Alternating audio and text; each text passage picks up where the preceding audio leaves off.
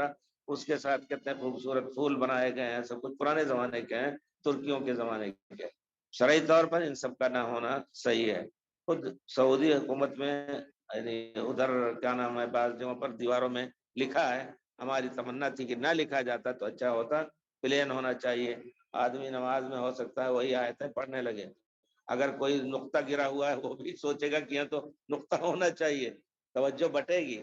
پیارے رسول صلی اللہ علیہ وسلم مسجد کعبہ شریف میں داخل ہوئے تو دیکھا کہ حضرت ابراہیم علیہ السلام حضرت اسماعیل علیہ السلام کے بدلے، اور وہ عربوں میں وراثتاً ابن عن جدن آتا رہا ہے کہ جو اس کے بدلے جو میڈھا ذبح ہوا تھا، حضرت اسماعیل علیہ السلام کے بدلے میڈھا جو ذبح ہوا تھا، اس کی سینگ لا کر کے کعبہ کے دیوار میں لٹکا دی گئی تھی، 2 سینگیں تھیں اس پہ لٹکا دی گئی تھی۔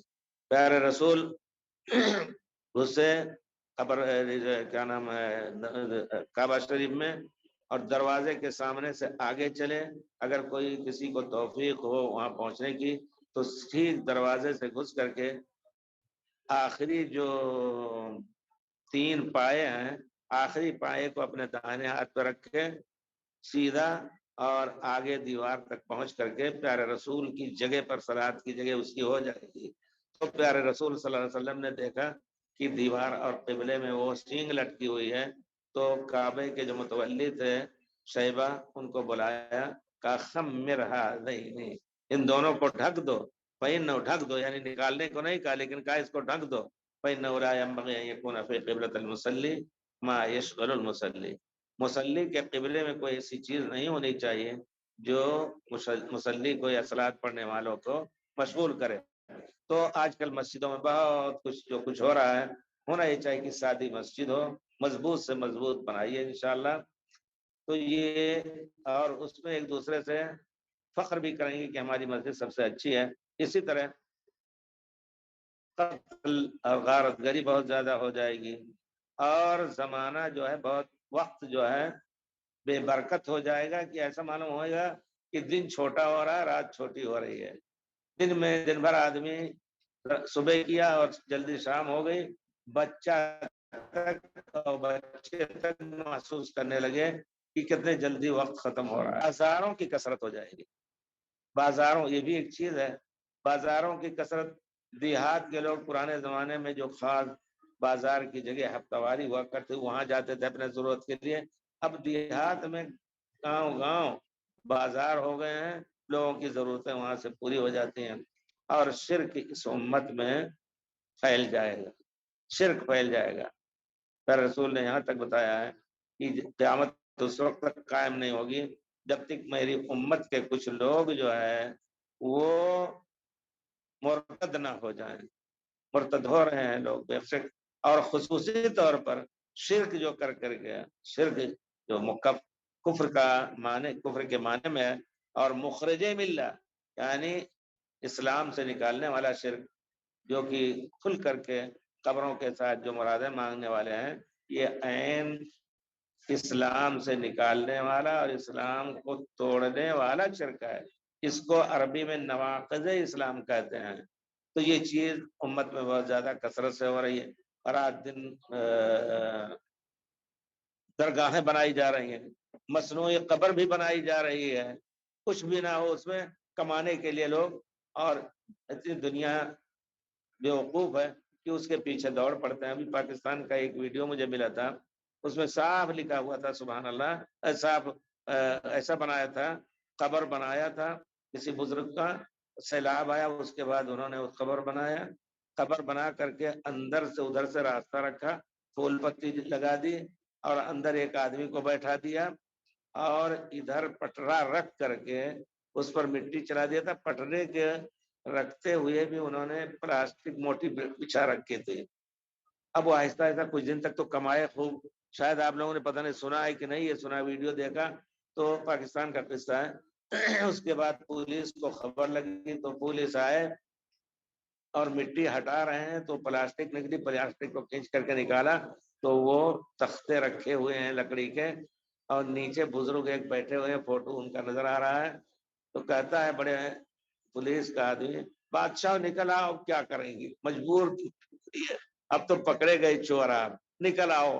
اور وہ آرام سے تکیا بھی ہے، رنگین ایک کوئی شال بھی ہے، بیٹھے آرام سے۔ ہوتا کیا تھا کہ کوئی رو رہا ہے، میں اولاد، جاؤ تمہیں مل جائے گا، بس آواز آتی تھی، کہا بزرگ نے قبول کیا، تمہیں دے دیں گے اولاد۔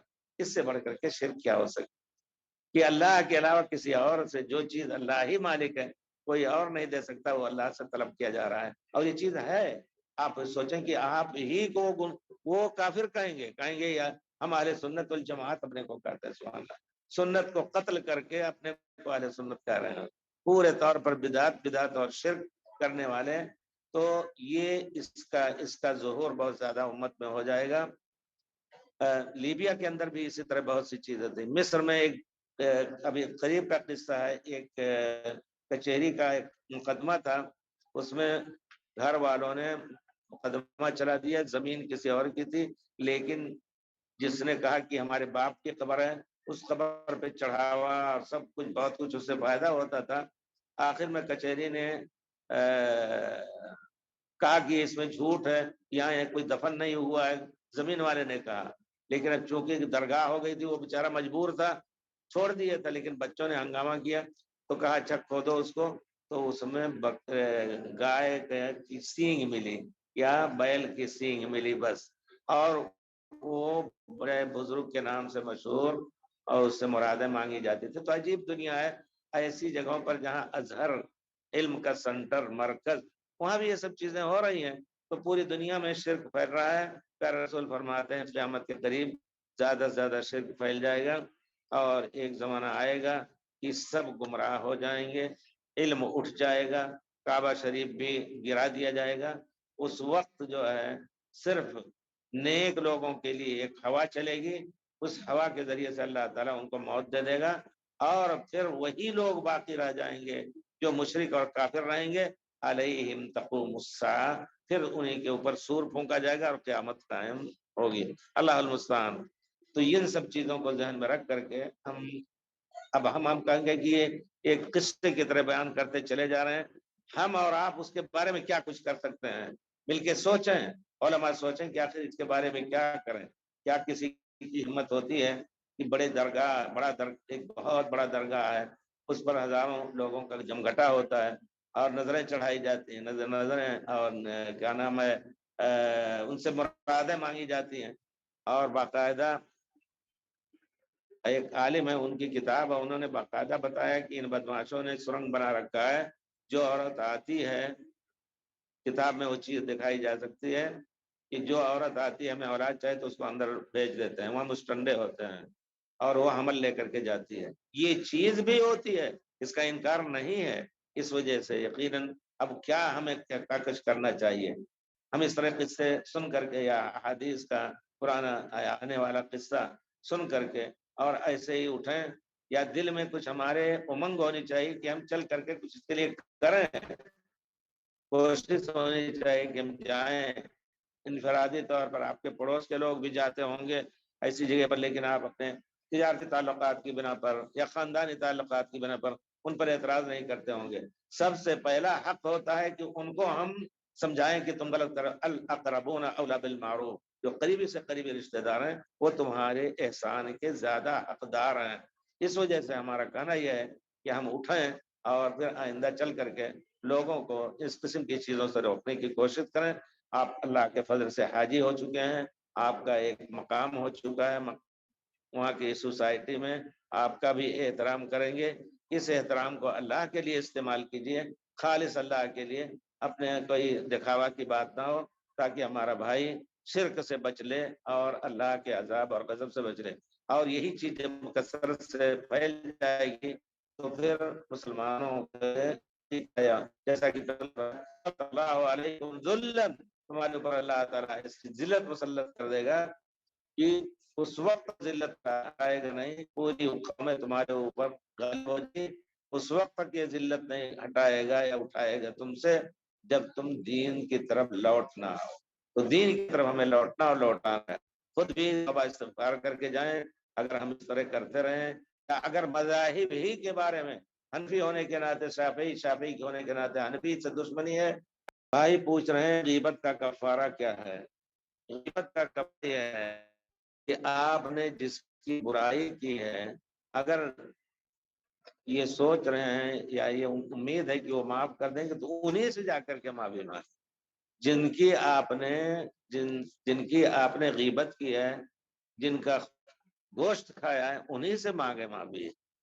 या फिर अगर खतरा है कि और हो सकता है आप और उनके दरमियान सर बढ़ जाए, तो फिर उनके लिए दुआ कीजिए और उनसे मिलने मिलाने की कोशिश कीजिए। और दिल में कदूरत अगर है आपके उनके खिलाफ, तो उसको निकालिए। गीबत का माना यह है कि किसी के सामने उनकी बुराई बयान की, हालांकि उन किसी की बुराई उसी के सामने बयान करनी चाहिए, ये होना चाहिए। तो यही उसका कफारा है। और अगर नहीं खतरा है कि और आपके पीछे पड़ जाएं, हो सकता है वो और ज्यादा आपको सताएं, तो फिर आप उनके लिए दुआ कीजिए। अल्लाह ताला दिलों को जानता है इंशाल्लाह। अगर वो शख्स नाराज होता है तो उनसे माफी मांगे, डर लगता है, शायद खौफ है, तो वही करें कि आप उनके लिए दुआ करें। अल्लाह ताला उनके दिल को नरम करेगा। क़यामत के दिन इंशाल्लाह अल्लाह आपके इखलास को देख करके उनको भी राजी कर देगा, आपको भी राजी कर देगा। और क़यामत के दिन उस गीबत की बिना पर उनकी गीबत वाले की नेकियां छीन करके और जिनकी गीबत की गई उनको दे दिया जाएगा। मस्जिद हरम मक्की में दाखिल होने पर 2 रकात अदा करनी जरूरी है या तवाफ के बाद 2 रकात? अगर डायरेक्ट आप तवाफ के लिए जा रहे हैं, तवाफ के बाद 2 रकात पढ़ रहे हैं तो काफी है, क्योंकि ला यजलिस अहदुकुम हत्ता यरका रकातैन। आप डायरेक्ट तवाफ शुरू कर दिए, 2 रकात पढ़े, तो उस हदीस के मुताबिक हो गया जिसमें प्यारे रसूल ने फरमाया कि बगैर 2 रकात पढ़े सलात, बगैर 2 रकात पढ़े ना बैठे। इसी तरह अगर आप किसी भी मस्जिद में आ रहे हैं, इमाम फर्ज की नमाज पढ़ा रहे हैं, तो जाहिर बात है आप उनसे मिल जाएंगे, अलग उसके लिए नमाज नहीं होनी चाहिए। हाँ, अगर वक्त है, कोई फर्ज नमाज का वक्त नहीं, तो 2 रकात पढ़े बगैर ना बैठे किसी भी मस्जिद में, मस्जिद हराम है गैर मस्जिद। लेकिन अगर जमात खड़ी है, आप उनके साथ कम से कम 2 रकात की फजर पढ़ करके बैठेंगे, तो प्यारे रसूल की हदीस के मुताबिक आपका अमल हुआ। ला यजलिस इज़ा दखल अहदुकुम मस्जिद, जब कोई मस्जिद में दाखिल हो तो ला यजलिस हत्ता यरका रकातैन, जब तक 2 रकात ना पढ़ने ना बैठे। तो 2 रकात पढ़ के आप बैठ गए, जी। इसी तरह तवाफ करके भी 2 रकात पढ़ के आपका बैठना प्यारे रसूल की सुन्नत के मुताबिक है। तवाफ इकट्ठे करने के बाद कितनी रकात अदा करनी चाहिए? ये भी एक मसला है कि कई 7 चक्कर का एक तवाफ होता है। 7 दूना 14, 7 तरीके का 7 चौक 28, 28 चक्कर करके आप 7 तवाफ आपने किया, इकट्ठा करते रहे, तो फिर जा करके कहीं भी 4 दूना 6 2 रकात है, आप 8 रकात है करके हर तवाफ के लिए 2 रकात है इकट्ठा एक काम किया करते थे। हज़रत आयशा खुद ऐसा कई करके, फिर अगर आपको 2 रकात हर पढ़नी है, हर चक्कर के हर तवाफ, हर 7 के लिए 2 रकात। हाँ जी जी, ये है। वो तवाफ के 2 रकात रकात वाजिब हैं, जी हाँ। वाजिब का माना है कि उनके छोड़ने से गुनाह होगा। वाजिब किसको कहते हैं? एक है कि आप पढ़ेंगे उसूल फिक़ह, तो उसमें उलमा ने लिखा है कि का या अल्लाह के रसूल का हुक्म फर्ज या वाजिब है। हुक्म में कोई और ऐसी चीज नहीं कि वाजिब अफजल बता दे, तो कोई ऐसी चीज नहीं मना किया है कि बगैर 2 रकात पढ़े ना बैठो। इसका माना यह है कि वाजिब है, छोड़ तो गुमराह तो गुनाह होगा। और अगर आप भूल गए, सहाबा इकराम का अमल था और फतवा भी। 8 ज़िलहिज्जा से पहले मताफ सिर्फ उम्रा करने वालों के लिए मुख्तस थे, जाकर इहराम बांधते थे ताकि नफली तवाफ। सच था या झूठ था? आपका इहराम पहन करके तवाफ करना, इहराम पहनने करके तवाफ करने का माना यह है कि आप उम्रा कर रहे हैं। तो ये आप तवाफ करने के लिए गए कि उम्रा करने के लिए गए? इसका माना है कि आप तवाफ करने के लिए, उम्रा करने वालों के लिए जायज है, सिर्फ तवाफ करने वालों के लिए नहीं जायज है। तो आप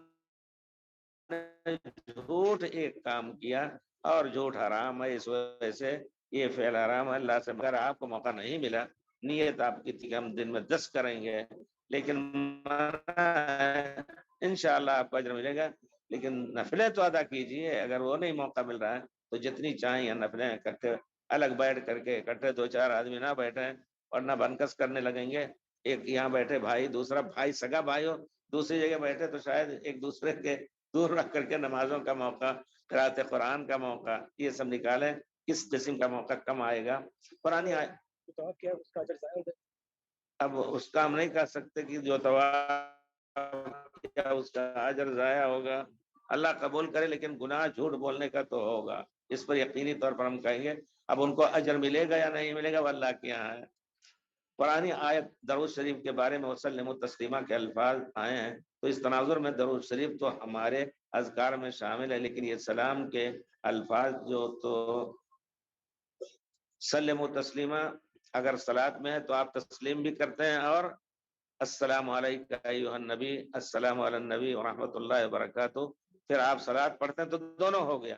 لیکن باہر آپ جب صلات پڑھیں تو صلات ابراہیمی بھی پڑھیں، اللہم صلی علی محمد وآلہ وبارک وسلم بھی، جیسا کہ دونوں اکٹھا کر لیں، اور نام آئے پیارا رسول کا صلی اللہ علیہ وسلم بھی کہیں تو دونوں پر عمل ہوگا. دونوں پر عمل کریں تو اچھا ہے. مختصر جو صیغہ سب سے آیا ہے اللہم صلی علی محمد وآلہ وصحبہ وسلم، اسی طرح اللہم صلی علی محمد وآلہ وازواجہ وذریاتہ وسلم، یہ مختصر اس طرح آپ ہمیشہ پڑھتے رہیں چلتے پھرتے. لیکن صلات میں صلات ابراہیمی اور تحیات میں سلام دونوں آپ نے کر لیا اللہ کے حکم کے مطابق انشاءاللہ. کسی بچے کا نام محمد، اس لیے محمد پکارا اور کوئی دور پڑھا تو اس طرح. محمد نام ہے، محمد نام سنا، لیکن ان پر صلی اللہ علیہ وسلم پڑھنا ضروری نہیں. آپ ان محمد پر پڑھ رہے ہیں یا ہمارے پیارے رسول؟ آپ کہیں گے ہمارے پیارے رسول صلی اللہ، رسول کا نام سنا، ہمارے پیارے رسول محمد صلی اللہ علیہ وسلم نے، تو وہاں ضروری ہے. لیکن محمد، احمد، یہ بھی پیارے رسول کا نام ہے، کسی آدمی کا نام رکھا تو ان پر آپ کو صلات پڑھنا نہیں ہے. البتہ اگر آپ انشاءاللہ پڑھ لے رہے ہیں ان کا نام سن کر کے پیارے رسول کو یاد کر کے اللہم صلی علی محمد، تو انشاءاللہ اجر کا باعث ہے.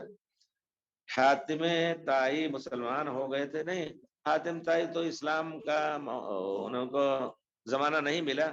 ان کے لڑکے عدی ابن حاتم اور ان کی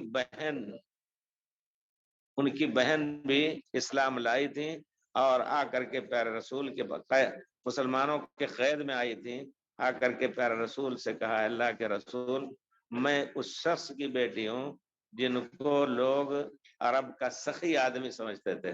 تو پیارے رسول نے فرمایا اکرموا کریم قوم قد ذل، کسی قوم کا شریف آدمی لیکن حالات نے اس کو ذلیل بنا دیا تو اس کی عزت کرو. تو پیارے رسول نے آزاد کرنے کو کہا ان کو.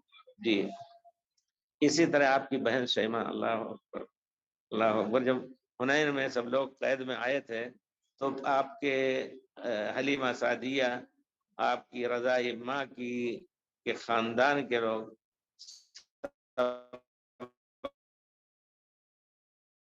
آئے اور آپ کو دعائی دی کہ آپ جن کا دودھ پی کے قید کے گھیرے میں ہیں اللہ کے رسول. پیر رسول رونے لگے اور کہا ہمارا جو حصہ ہے میں پورا سب کو آزاد کر رہا ہوں، لیکن صبح ہمیں بتاؤ، ہم سب کھڑے ہو، ہم لوگوں سے کہہ رہے ہیں کہ اگر وہ چاہیں تو ان کو آزاد کر دیں اللہ کے واسطے، نہیں تو ان کو آزاد کرانا ہے، اس کے بدلے ہم ان کو بعد میں اللہ فتوحات دیں گے تو دیں گے. تو اس طرح کے واقعات بڑے عجیب ہوتے ہیں. ڈاکٹر اسرار احمد کا عقیدہ کیسا تھا کیا ہے؟ انتقال کر گئے؟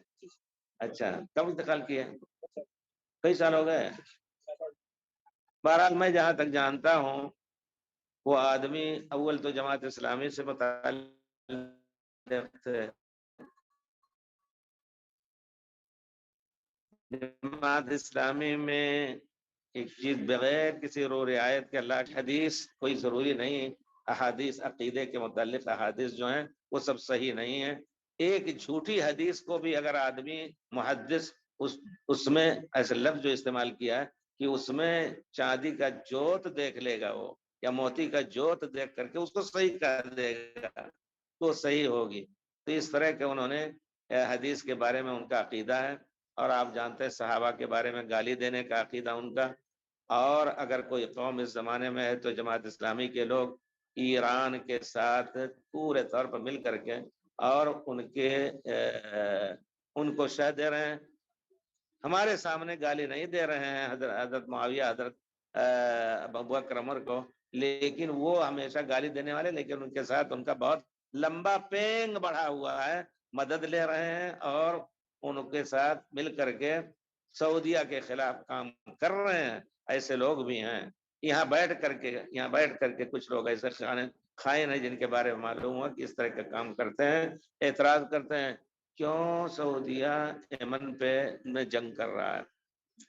ڈاکٹر اسرار صاحب، دور جا رہے ہیں ہم لوگ، ڈاکٹر اسرار صاحب پہلے ان لوگوں میں سے تھے، پھر اور زیادہ شاید آزاد ہوئے، اور احادیث اور تفسیر کے بارے میں ان کا ایک خاص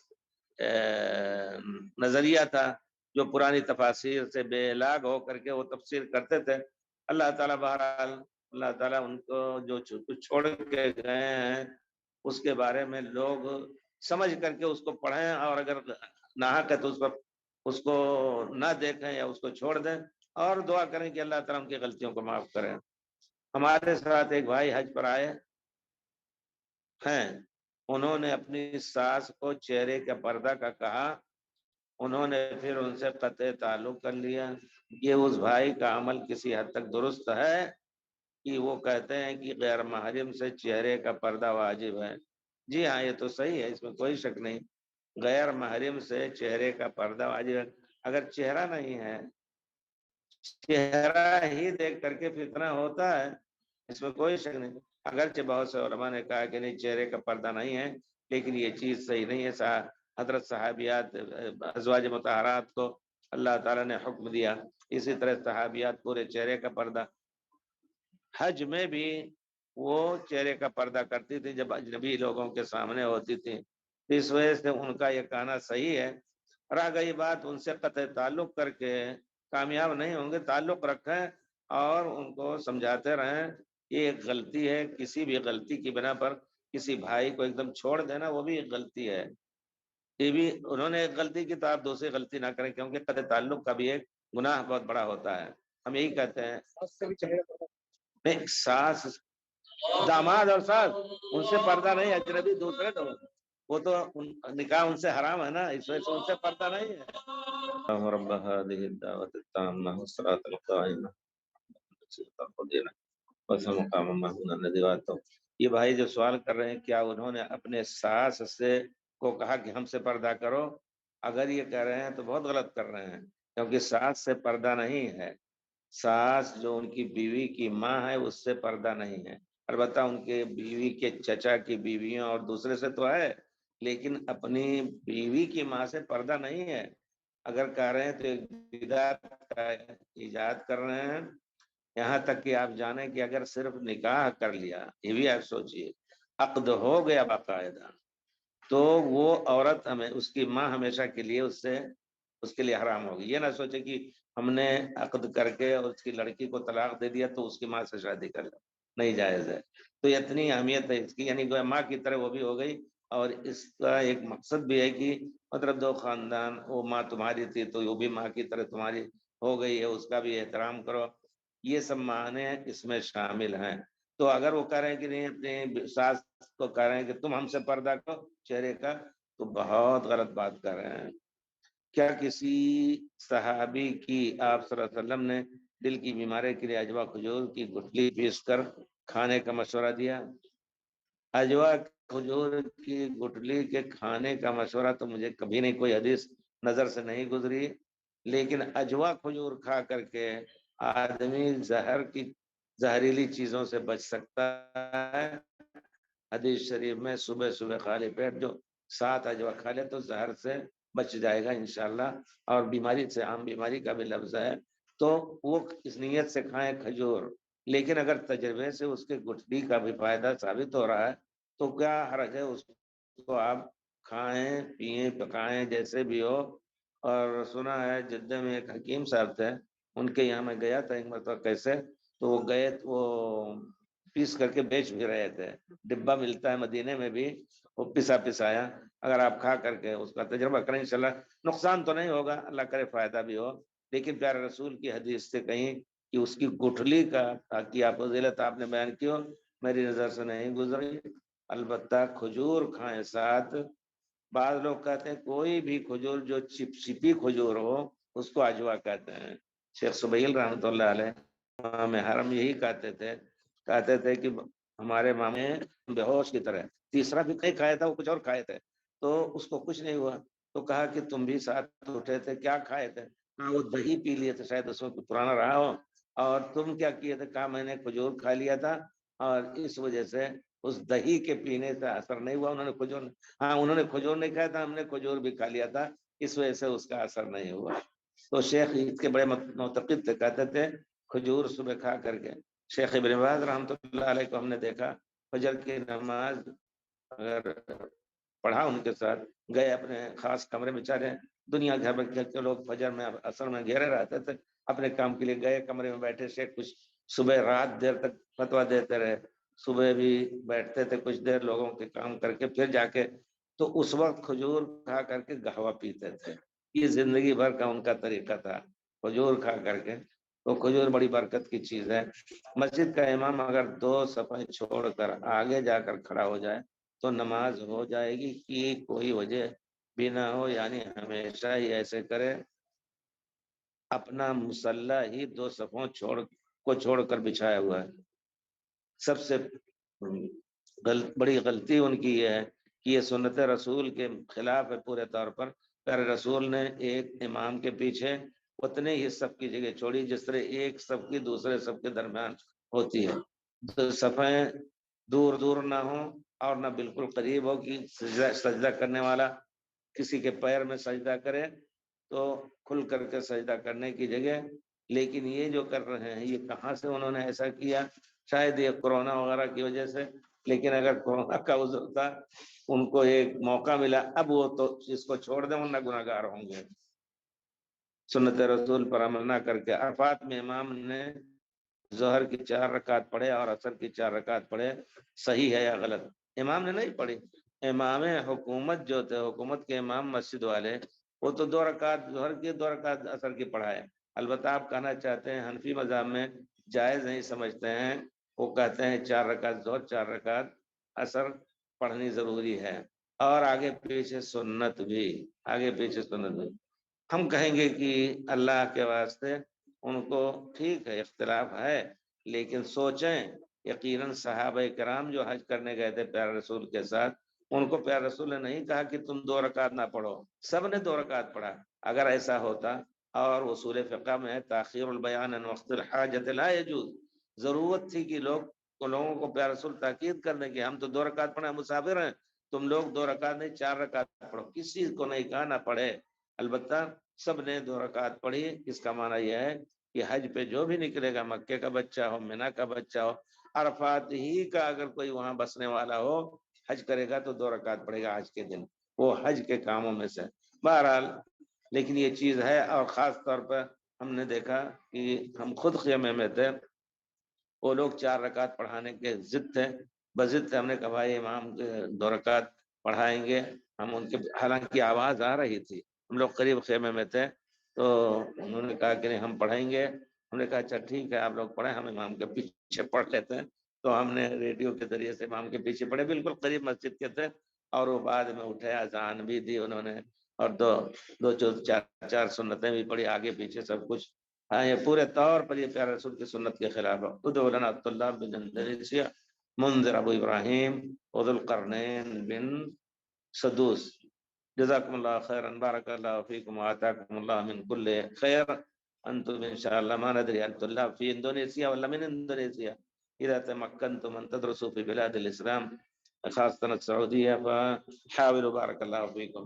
وهناك الشيخ ذو القرنين من كبار شيوخكم ما شاء الله، له جهد كبير في الدعوة حفظه الله تعالى. نعم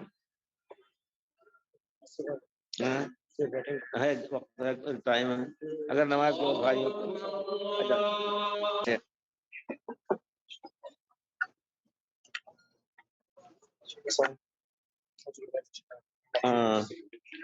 آپ کوئی بھائی پوچھ رہے ہیں اعوذ باللہ من الشیطان الرجیم من حمزہ ونفخہ ونفثہ. قرآن پڑھنے کے پہلے اگر شروع میں آپ پڑھ رہے ہیں اعوذ باللہ من الشیطان الرجیم من حمزه ونفخه ونفثه بسم اللہ الرحمن الرحیم الف لام میم ذالک الکتاب. اور اگر صرف بیچ سے پڑھ رہے ہیں جیسے آپ کو پڑھنا ہو فَإِذَا جَاءَ وَعْدُ الْآخِرَةِ جِئْنَا بِكُمْ لَفِيفًا اعوذ باللہ السمیع العلیم من الشیطان الرجیم من حمزه ونفخه ونفثه بسم اللہ نہیں پڑھیں گے وہاں اور سورت پڑھ کے آیت پڑھنا شروع کر دیں گے. تو حمزه ونفخه ونفثه کا معنی پوچھ رہے ہیں بھائی. حمز ایک تو ہوتا ہے ویل لکل ہمزۃ لمزہ، ویل ہے جہنم کی وادی اس شخص کے جو آنکھوں کے ذریعے سے لوگوں کی حقارت کرتا ہے، آنکھوں کے اشارے سے. ایک رندانہ اشارہ زبان سے بھی ہوتا ہے، آنکھوں سے بھی ہوتا ہے. تو اللہ تعالیٰ نے ایسے لوگوں کے لیے ویل رکھا ہے. شیطان کا حمز کیا ہے؟ آپ یہ چیز ہم لوگ اس پر توجہ نہیں دیتے. شیطان بھی آپ کو بچے پر اور سب پر نظر مار سکتا ہے، نظر لگا سکتا ہے. شیطان کی نظر سے یقیناً آپ کو اللہ نے اچھی چیز دی ہے. شیطان تو حاسد ہے ہی پرانے زمانے سے، تو آپ کو وہ ستا سکتا ہے کسی طرح سے. کسی وجہ سے آپ اگر اچھی گاڑی آپ نے خریدی اللہ کے فضل سے تو بیٹھے تو الحمد سبحان اللہ سخر ھذا، تو انشاءاللہ شیطان کو اللہ تعالیٰ دور کر دے گا جب اللہ کا نام لے کر کے بیٹھیں گے. حمز اور ایک معنی حمز کا ہے کہ وہ چونکا لگاتا ہے، دل پر چونکا لگاتا ہے اور پھر جسم پہ چونکا لگاتا ہے. بہت سے لوگ ہوتے ہیں محسوس کرتے ہیں ایسا. اور بچہ جب پیدا ہوتا ہے تو اللہ تعالیٰ نے اس کو مسلط کیا ہوا ہے بچے کے اوپر کہ وہ چونکا لگائے اس کو. پیارے رسول فرماتے ہیں کوئی بھی ابن آدم میں سے کوئی بھی پیدا ہوتا ہے تو شیطان اس کو چونکا لگاتا ہے الا عیسی ابن مریم. عیسیٰ ابن مریم کو اللہ تعالیٰ نے اس سے محفوظ رکھا. وہ چونکا اس بچے کے لیے مفید ہوتا ہے کیونکہ وہ چیختا ہے فیستحل صارخا. شیطان چونکا مارتا ہے تو بچہ چیخ پڑتا ہے، وہ چیخنا اس کے لیے مفید ہے.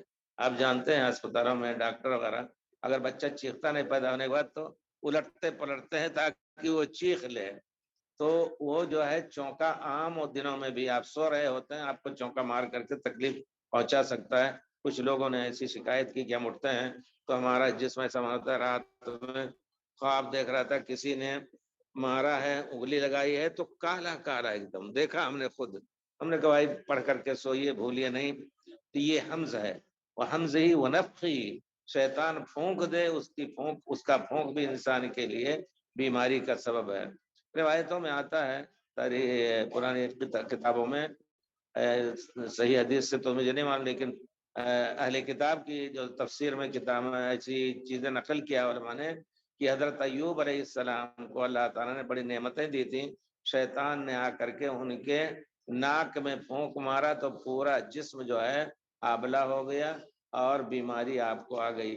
کلام پاک میں تو اس کا ذکر رب انی مسنی الضر وانت ارحم الراحمین اور مسنی الشیطان بنصب وعذاب، ہمیں اس نے عذاب میں مبتلا کر رکھا. تو یہ نفخ ہے، پھونک مار دے تو آپ کی آنکھ پر بھی برا سا آ جاتا ہے، ناک کے ذریعے سے پیٹ میں بھی بیماریاں. کہتے ہیں بہت سے آج کل جو کینسر وغیرہ کی بیماری بھی اس کے بہت سی چیزیں ہیں. اس وجہ سے ہمیں ہمیشہ اللہ سے پناہ مانگنی چاہیے شیطان سے اللہ کے ذریعے سے. نفخی و نفسی، نفس ایک چیز ہے جیسے پیارے رسول صلی اللہ علیہ وسلم جب رقیہ کرتے تھے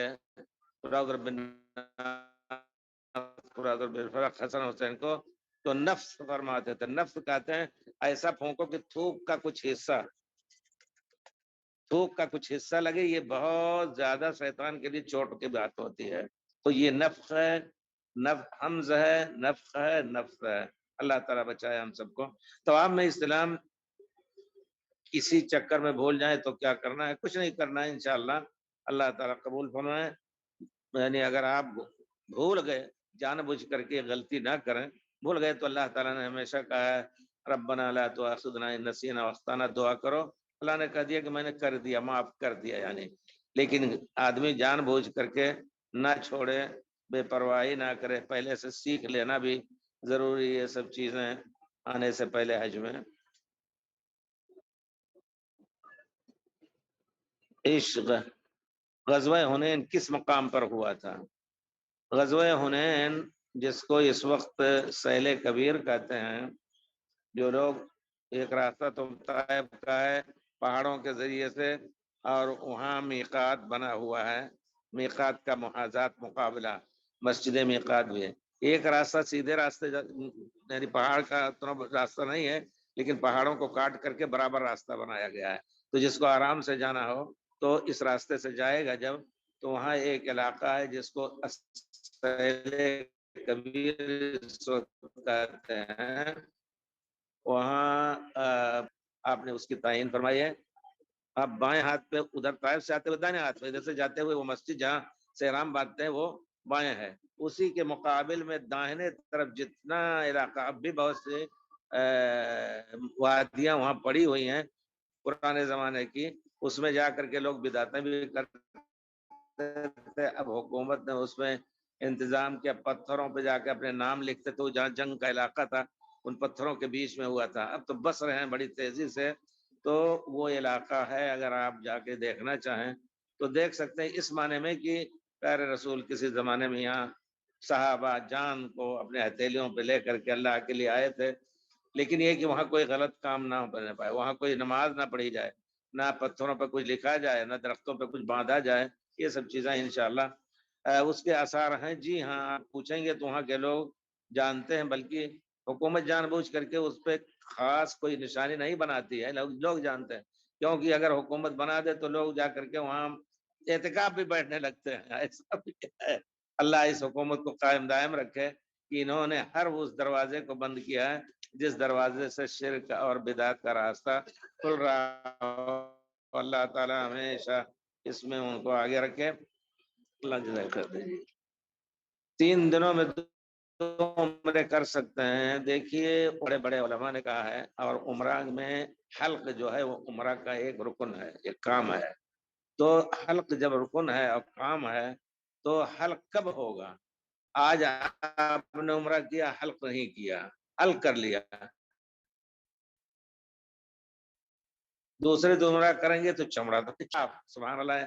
ہم نے دیکھا بعض علماء نے کہا کہ 5 دن کا فاصلہ امام مالک سے منقول ہے، امام احمد نے کہا کہ کم سے کم 10 دن کا فاصلہ ہو جائے تاکہ بال کاٹنے یا مڈانے کے لائق ہو جائیں، تو بہرحال دیکھیے آپ مڈانے کے لائق تو 2-4 دن میں ہو جاتا ہے، آدمی کو موقع زیادہ نہیں رہتا ہے، تو کم سے کم مڈانے کے لائق جب ہو جائے، کچھ نکل جائے تھوڑا سا، 2-3 دن پہلے دیکھیے بزرگ نے کیا ہے، اب یہ مڈا سکتے ہیں، یہ جو ہے بزرگ سامنے جہاں بیٹھے ہیں ان کا بال نکل آیا ہے، کتنے دن میں آپ کو کیا ہے؟ ہاں ہاں، سبت کے دن تو 1 ہفتہ ہو گیا، تو بہرحال ایسا ہو جائے تو کریں انشاءاللہ، 3 دنوں میں یا 2 دنوں میں جو بھی ہو نکل جائے بال تو کاٹنے کے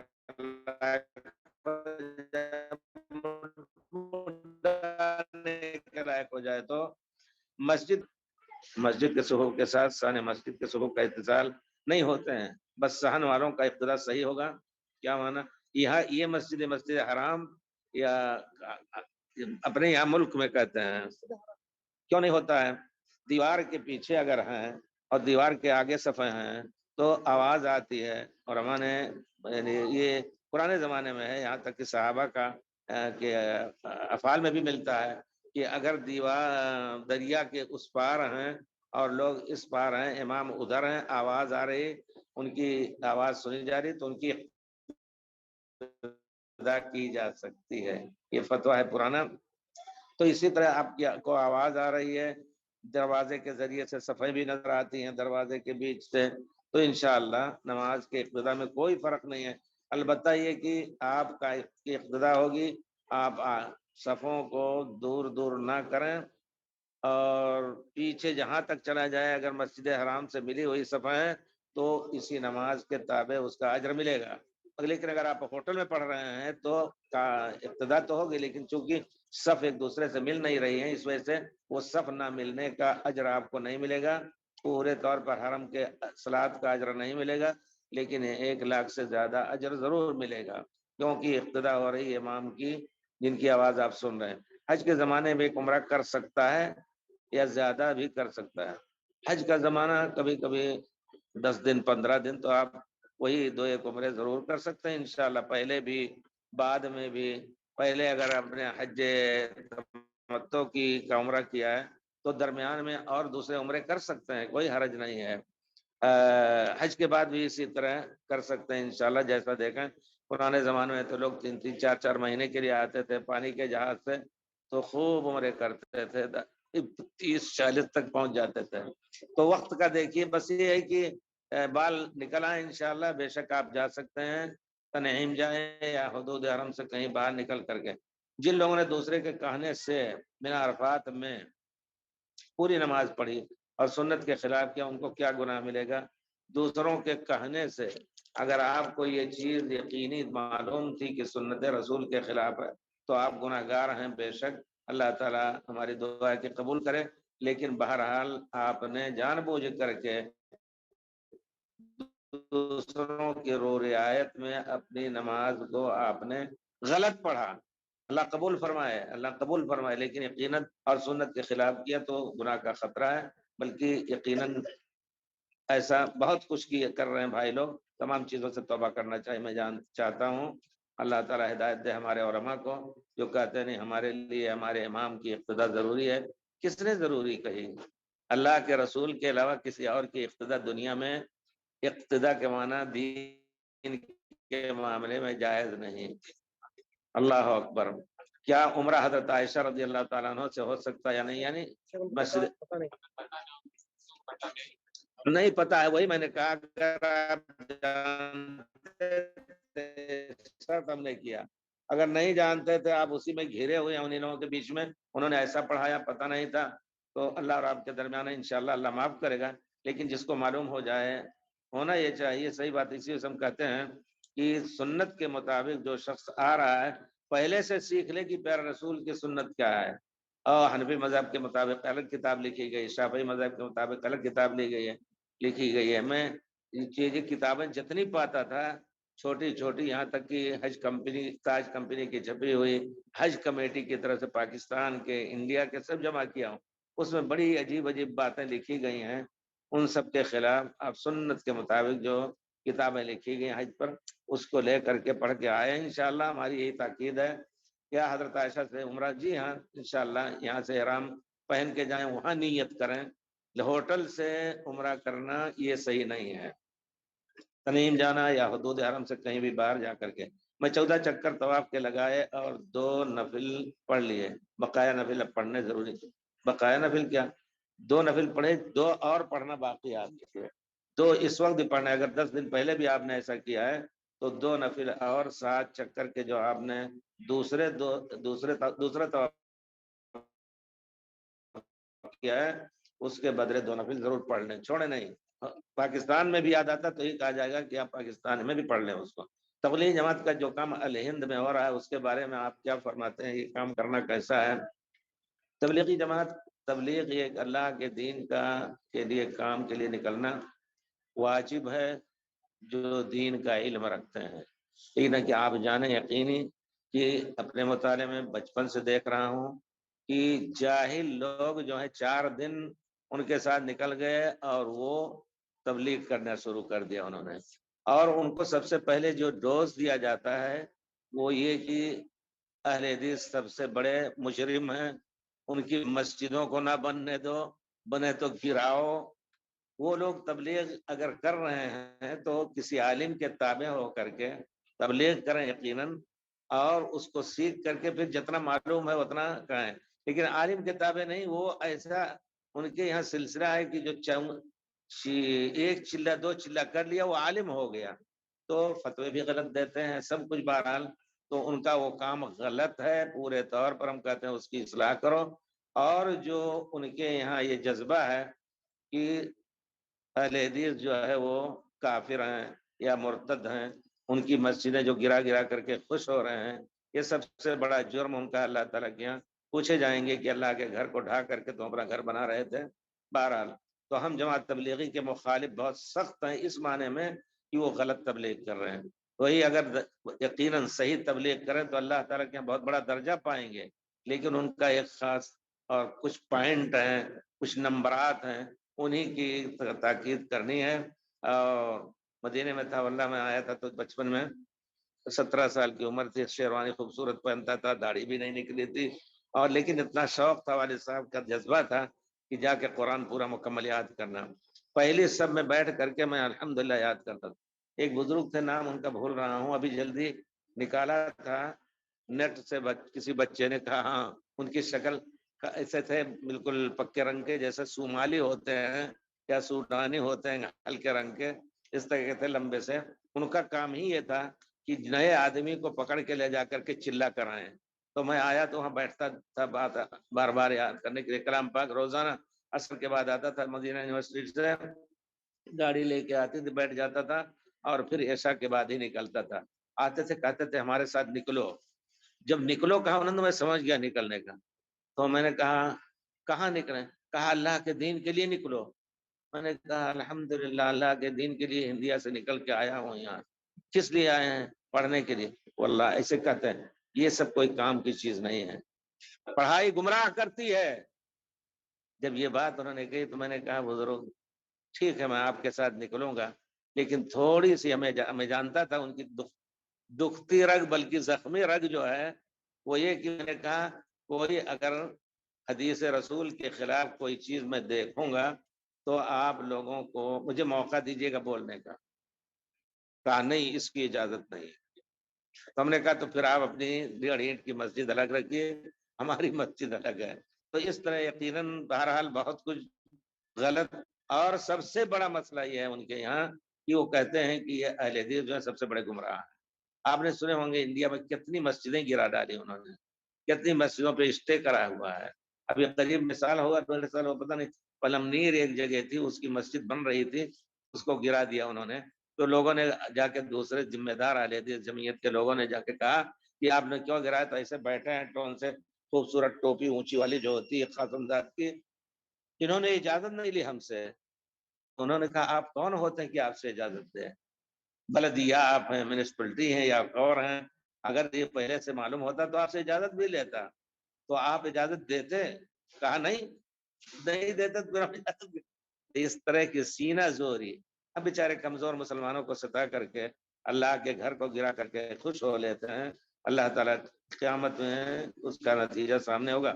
ویڈیوز میں ہم دیکھتے ہیں کہ خانہ کعبہ کے اندر کچھ چیزیں لٹکی ہوئی ہیں، کیا یہ سچ ہے؟ اگر سچ ہے ٹھیک ہے، کیا مطلب ہے؟ جیسے خوبصورت پرانے زمانے میں تھا کہ لا کر کے کوئی سونا ہوتا تھا وہ لا کر کے لٹکا دیتے تھے۔ جاہلیت کے زمانے میں ایک کنواں تھا، اس میں لا کر کے اللہ کے گھر کے نام سے بھر دیتے تھے اس کو۔ چین کا ایک بادشاہ مسلمان ہوا تھا، اس کا سونے کا بہت بڑا بت تھا، اس نے لا کر کے کعبے کا قربان کیا اس کو، اور کعبے کے خزانے میں اس کو ڈالا گیا۔ بلکہ تاریخ میں آتا ہے کہ 2-4 دن کسی چارپائی پر لا کر کے، سونے کی چارپائی پہ وہاں تھا، سونے کی چارپائی اور سونے کا بت، اور اس کا فوٹو پرانا دکھایا گیا ہے، لا کر کے صحن حرم میں رکھا جاتا تھا لوگوں کو دکھانے کے لیے۔ یہ بھی ایک غلط چیز تھی، اس کو توڑ کر کے، اس شکل میں اس کو رکھنا صحیح نہیں تھا، پتہ نہیں کیا کیا، بارہ توڑ کر کے اس کو سونے کو وہاں رکھنا جائز تھا۔ پیارے رسول کے زمانے میں وہ پورا کنواں بھرا ہوا تھا، تو پیارے رسول صلی اللہ علیہ وسلم نے اس کو چھیڑا نہیں کہ کسی وقت بھی کعبہ کی ضرورت پڑی تو اس کو کام میں لایا جائے گا۔ حضرت عمر کا جب خلافت ہوئی، صحیح بخاری کی روایت ہے، تو انہوں نے شیبی جو ہیں، شیبہ عثمان، ان کو کہا کہ دیکھو میں چاہتا ہوں کہ یہ خزانے سب اللہ کی راہ میں جہاد میں نکال کر کے خرچ کر دوں۔ تو کہتے ہیں، وہ جواب دیتے ہیں، دیکھیے سنت پر عمل، وہ کہتے ہیں پیارے رسول نے اس خزانوں کو دیکھا اور آپ سے زیادہ محتاج تھے۔ حضرت ابوبکر بھی اس زمانے میں اپنے لیے نہیں، جہاد کے لیے، لوگوں کو تیار کرنے کے لیے، لوگوں کو تعلیم دلانے کے لیے، اور حضرت ابوبکر نے بھی دیکھا، لیکن انہوں نے اس کو چھوڑ دیا، انہوں نے چھوا نہیں اس کو، تو پھر آپ کو حق نہیں ہے۔ تو حضرت عمر کہتے ہیں ہاں ہم المرآن اقتدی بہما، ہاں پیارے رسول، حضرت ابوبکر ہی کی اقتدا میں کروں گا، اس کو چھیڑوں گا نہیں۔ لیکن تاریخ میں ہم نے وہ کتاب لکھی ہے ایک، تو اس میں آتا ہے 600 سال کے بعد جنگ ہوئی آپس میں، آل رسول کے جو حاکم تھے یہاں مکے کے، دونوں میں جنگ ہوئی، 2 بھائیوں میں، تو اس میں لے کر کے اس کو ختم کر دیا انہوں نے۔ اب وہ کنواں بھی نہیں رہا، اور خزانہ بھی نہیں، البتہ کچھ چیزیں لٹکی ہیں، اس زمانے میں خوبصورت چیزیں سونے وغیرہ کی لٹکی بھی آتی ہیں، اب کچھ لٹکی ہوئی ہیں کسی طرح کی خوبصورت چیز، حکومت نے اس کی تعظیم میں لٹکا دیا ہے بس۔ جی، اگر کوئی عورت جب عقبہ پر رمی کرنے اور ذبح کرنے کے بعد اپنے بال کو اپنے ہاتھ سے کاٹے تو اس عورت پر دم واجب؟ بالکل نہیں، اپنے ہاتھ سے کاٹے یا کوئی دوسرا کاٹے، اب آدمی بھی خود اپنے ہاتھ سے موڑ سکتا ہے، کاٹ سکتا ہے، یہ کوئی مسئلہ ہرگز نہیں ہے کہ دوسرا کوئی کاٹے، کوئی حرج نہیں انشاءاللہ، اللہ بھائی۔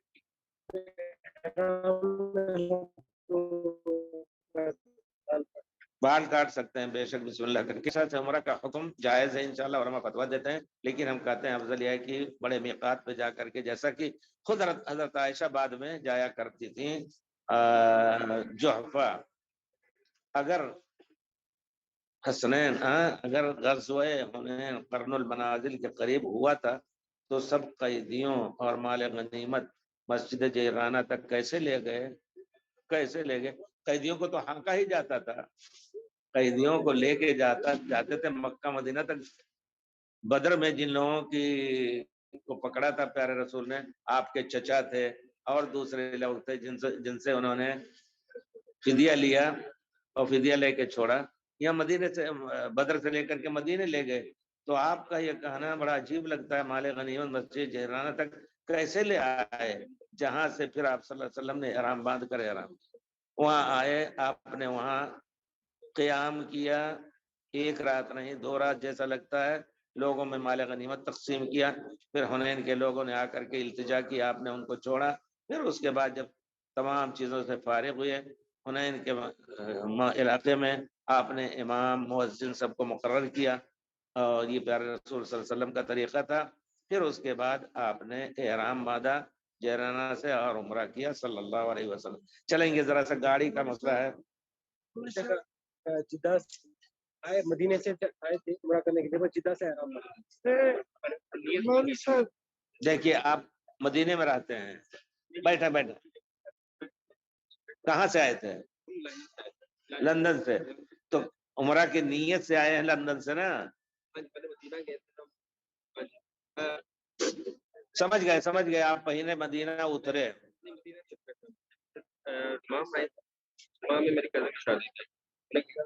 آپ لوگ بیٹھتے ہیں، شادی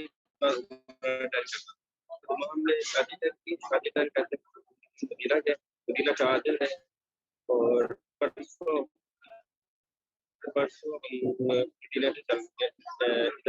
جدہ گئے، جدہ سے فیملی رہتی جدہ۔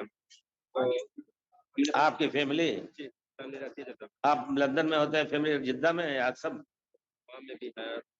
فیملی کا معنی آپ نے آپ کی بیوی بچے،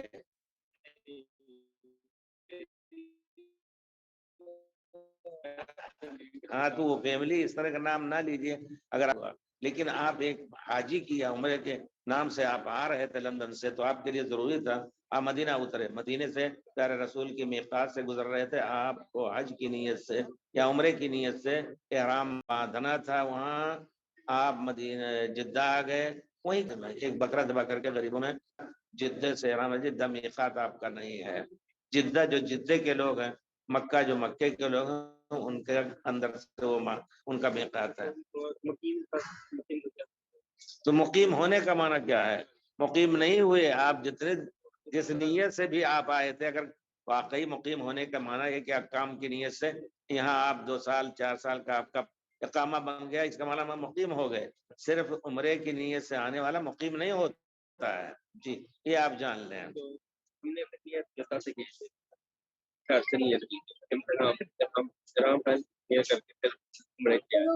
تو وہی بتایا، حل وہی ہے کہ اب دم دینا ہے آپ کو۔ جی اور کوئی سوال؟ مقیم کا کمانا کیا ہے آپ کا؟ اچھا مستقل رہتے ہیں، 10-15 دن چلا گیا، واپس آتے ابھی آرام باندھ کے آئے گا یا ضروری نہیں ہے، آپ کے لیے زندگی میں ہر شخص کے لیے ایک عمرہ ایک حج واجب ہے، اگر کوئی پاکستان سے بھی آ رہا ہے، کسی کام سے آ رہا ہے، تو اس کے لیے احرام باندھنا واجب نہیں، البتہ باندھ رہے تو افضل ہے، उमरा कर ले, लेकिन वाजिब नहीं है। लेकिन एक बात मैं आपको बताऊं कि ये सही मसले में बताता हूं। हनफी मजहब में है कि मक्के का आदमी अगर बाहर जाए लकड़ी चुनने, घास काटने, तो बगैर एहराम के दाखिल ना हो। लेकिन ये मसला सख्त मालूम होता है, इस वजह से मतलब वाला काम नहीं लेते हैं वो लोग, अपने उनके उनके मुखालिफ पड़ रहा है। तो आपके ऊपर हनफी मजहब के तहत कभी भी मक्के में दाखिल हो बाहर से, घास काटने भी गए अगर तनीम के आगे, तो बगैर उमरा किए आपके लिए जायज नहीं है। ये बिल्कुल सुन्नत में ऐसा नहीं है। सुन्नत सुन्नत में ये है कि आप जो है जब चाहें, उम्रा जिंदगी में एक मरतबा फर्ज है, उसके बाद अगर काम के लिए आ रहे हैं तो आप बेधड़क बगैर एहराम के आ सकते हैं, इंशाल्लाह जा सकते हैं। दम नहीं होता। अब हनफी मजहब वाले तो दम कहेंगे। अब आप अपने मजहब का फैसला कीजिए जी।